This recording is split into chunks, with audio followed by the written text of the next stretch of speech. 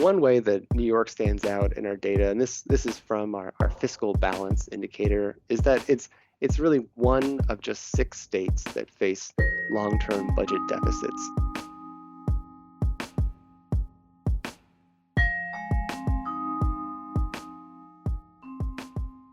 Hi there, it's WAMC News Director Ian Pickus, and on this episode of the WAMC News Podcast, what states should be planning for when the federal funding dries up.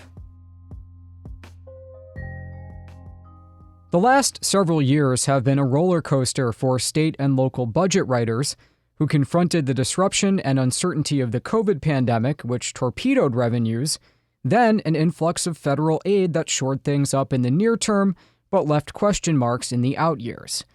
New research from the Pew Charitable Trusts finds the portion of state budgets coming from federal funds hit a record high in fiscal year 2021, and federal grants to states topped $1 trillion for the first time the next year. But tax revenue is slowing, and that level of federal aid is not likely to continue no matter what happens on Election Day. Well, joining us now to break down some of the trends confronting states is Pew's Justin Theal. Thank you for being here. Thank you, Ian. To begin with, how are things looking for states as we speak here in mid-September? Right. So as you mentioned, state budget conditions have really defied expectations since the pandemic start. But this era of extraordinary financial gains has come to a close. And now policymakers are facing the reality of weakening revenue and rising spending pressures. Are there certain states that have become over-reliant on federal funding in their own budgets? Right. The way that we look at federal funds that go directly to states is the share that federal funds make up of states' total revenue. And so not so much how much they are reliant on federal funds. Of course, having a larger portion of federal funds going to a state is going to make a difference if you see a lot of those federal funds dry up, if Congress and the executive look to pare back federal spending in the future. Certain states might be more at risk of budget disruptions. Why is it expected that revenue will be on the decline in the years ahead? Right. So overall, part of what led to states' revenue surge over the last couple of years has been higher than expected tax revenue as the economy rebounded faster than expected. A huge portion of the story has to do with just unprecedented amounts of federal pandemic aid that went directly to states. This led to more personal income taxes, more sales taxes from people spending that money, businesses being more active, and states collecting corporate income taxes. And then, of course, the federal aid that went directly to state governments that helped produce such great budget conditions in the immediate aftermath of the pandemic.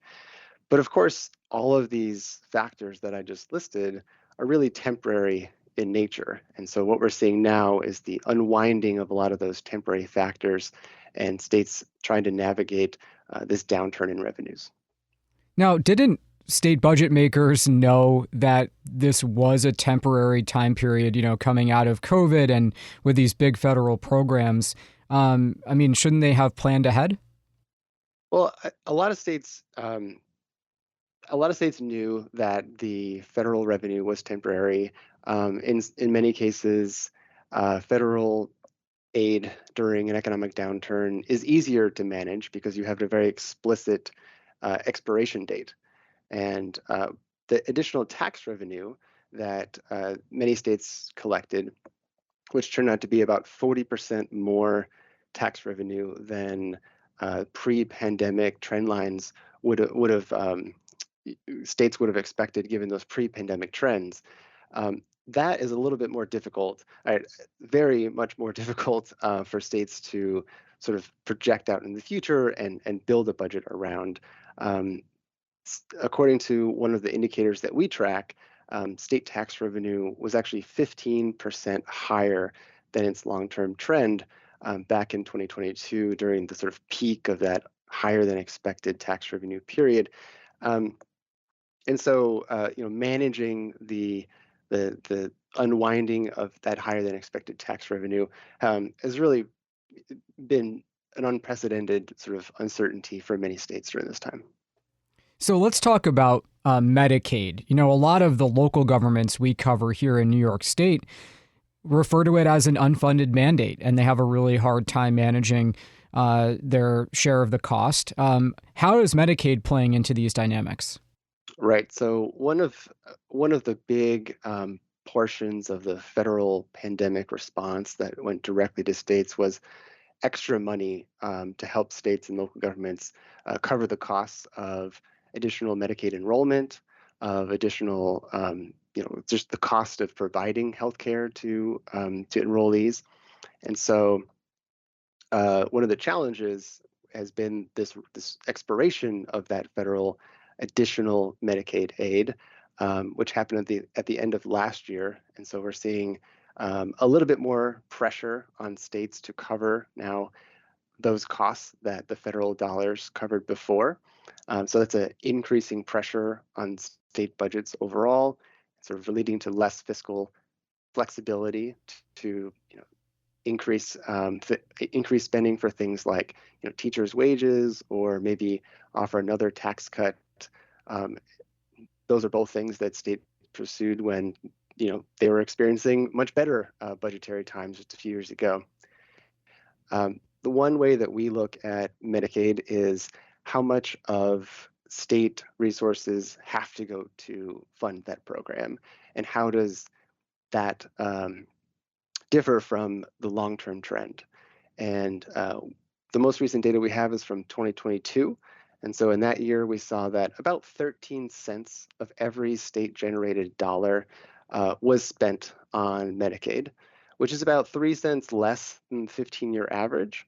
But one thing I want to point out is that the portion of state budgets that has to be dedicated towards Medicaid is really set to spike in the next year or so as we see that federal portion of Medicaid costs expire. The federal aid that went to cover a significant chunk of Medicaid costs expire, and states then have to take on more of that financial responsibility. So what is the likely impact of that? I mean, you mentioned that, some states might not be able to continue certain programs or favored policies, but obviously, there's only a set amount of pie to divvy up. Exactly. And one example we have was back during the Great Recession of 2007 and 2009, Congress awarded very similar financial aid directly to state governments, both broad aid as well as specific to Medicaid.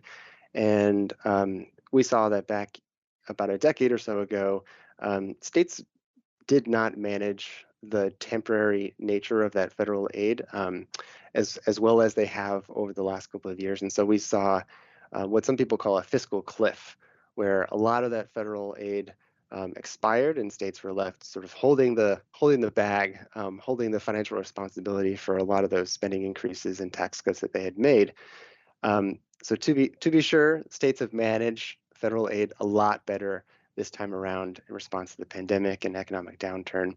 But it could mean that in certain areas like public transit and childcare, states could really face a budgetary squeeze when they have to take on that additional responsibility again. How do we know that ARPA and other kind of pandemic aid programs, won't be repeated or return in some new form when the next, administration is in and there's a new Congress? That's true. We don't have a crystal ball into the future. In response to the pandemic, I mentioned before that Congress and the federal government provided just unprecedented amounts of federal aid.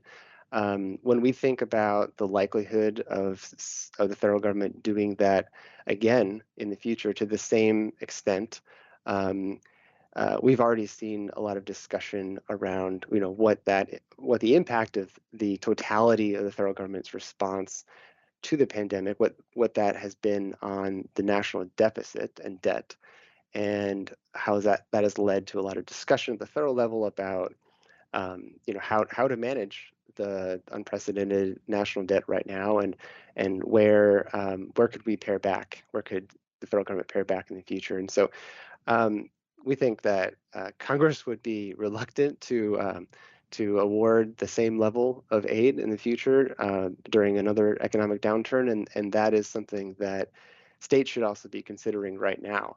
Is can they expect the same magnitude of federal aid to be there like it has been in the past if states face another downturn in the future? In other words, is COVID really a once-in-a-lifetime phenomenon, or when the next virus is going around that really impacts society, the federal government may not have such an outsized response, is what you're saying, or whatever sort of downturn? Right, and I think that one thing to consider is that looking ahead, we know that nearly half of states, half of Americans, already live in states that are reporting short-term budget gaps or potentially long-term deficits or both.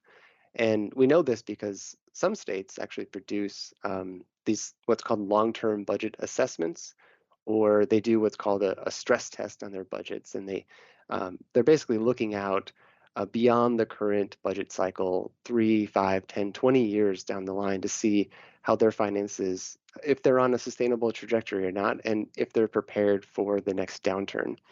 And so I think that while the next economic downturn might not be on the immediate horizon, we are already seeing the stressors of that weakening revenues and the rising spending that I mentioned before really impact the state's finances today. Is there anything else from this data that jumps out to you that you'd like to share with our listeners that I haven't asked you about? Right. So one way that New York stands out in our data, and this is from our fiscal balance indicator, is that it's really one of just 6 states that face long-term budget deficits alongside New Jersey, Illinois, Connecticut, Hawaii, and Massachusetts. And really what this means is that over the last 15 years, New York has reported budget deficits in 11 of those years, which really highlights the persistent sort of structural fiscal challenges facing the state. So what should we do about it? Right. So one thing is to really get a handle on that the state can work on it, if it doesn't already do this, is getting a handle on its recurring spending and recurring revenues to make sure they line up. That is a step one.